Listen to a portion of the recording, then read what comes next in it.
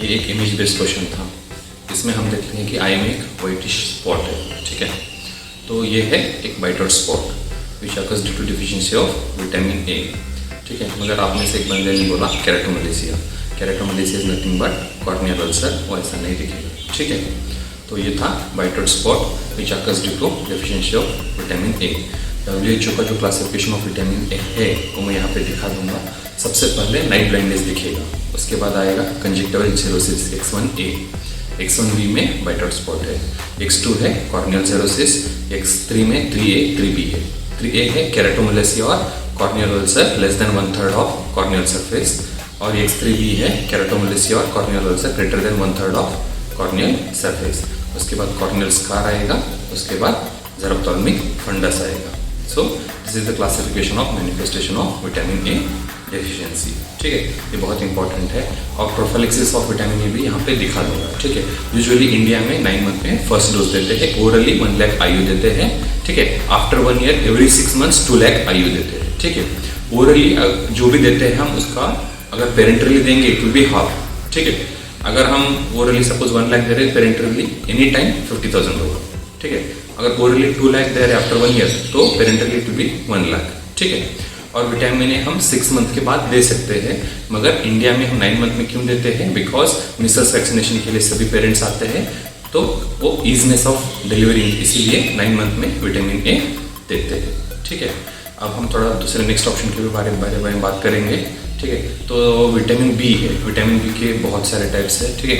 B1 जो है उसके डेफिशिएंसी क्या होता है? Wet beriberi, dry beriberi होता है, ठीक है। और विटामिन B1 के डेफिशिएंसी में अल्कोहलिक्स में क्या होता है? वर्निकेस एन्सेफेलोपैथी होता है, ठीक है। कोर्सैकॉफ सिंड्रोम होता है।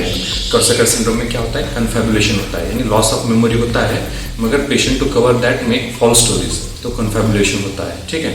तो इम्पोर्टेंट। और विटामिन B2 जो राइबोफ्लाविन है, इसमें क्या होता है? थ्रोट स्वेलिंग होता है, ठीक है, डिप्रेशन होता है, ठीक है, फिर थोड़ा विजन प्रॉब्लम होता है, हाँ। और विटामिन B3 है नियासिन, ठीक है। इट ऑकर्स इन मेज ईटर्स, तो मेज में दोनों नियासिन और ट्रिप्टोफैन डेफिशिएंट होते हैं, क्योंकि ट्रिप्टोफैन अगर बॉडी में रहेगा, हमारे पास बॉडी का मैकेनिज्म है, tryptophan can be converted to niacin, तो नियासिन की डेफिशिएंसी नहीं होगी। मगर मेज एक ऐसा प्रोडक्ट है, ठीक है, जिसमें both tryptophan and niacin are deficient, therefore maize eaters में क्या होता है? नियासिन की डेफिशिएंसी होता है, उसमें पेलेग्रा होता है, पेलेग्रा में 3D होती है, डायरिया, डिमेंशिया, डर्मेटाइटिस, ठीक है। और एक इंपॉर्टेंट है विटामिन B1, वो पॉलिश राइस ईटर्स में भी डेफिशिएंट होता है, ठीक है। अब विटामिन B6 की बात करें तो पेरिडॉक्सिन है, ठीक है। It is given in the patient who have been started ATT, anti tubercular therapy, to prevent peripheral neuropathy. उसमें आइसोनियाजिड जो रहता है एंटी ट्यूबरकुलर थेरेपी ड्रग्स में, it causes peripheral neuropathy, to prevent that vitamin B6 that is pyridoxine is given. Another important MCQ है, जो vitamin B6 है it causes pyridoxine sensitive microcytic hypochromic anaemia, ठीक है, तो ये भी याद रख लो। और विटामिन B9 फोलिक एसिड है, विटामिन B12, और ये दोनों कॉजेस मेगालोब्लास्टिक एनीमिया, ठीक है।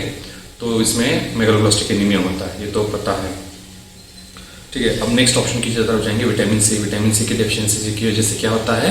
स्कर्वी होता है, ठीक है।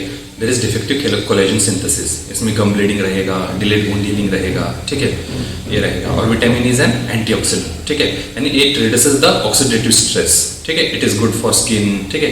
It reduces it has anti ageing effect, ठीक है। तो एंटीऑक्सीडेंट्स कौन से विटामिन है? A, C, E, ठीक है, ये तीनों एंटीऑक्सीडेंट्स है। और fat soluble vitamin, water soluble vitamin भी इंपॉर्टेंट है।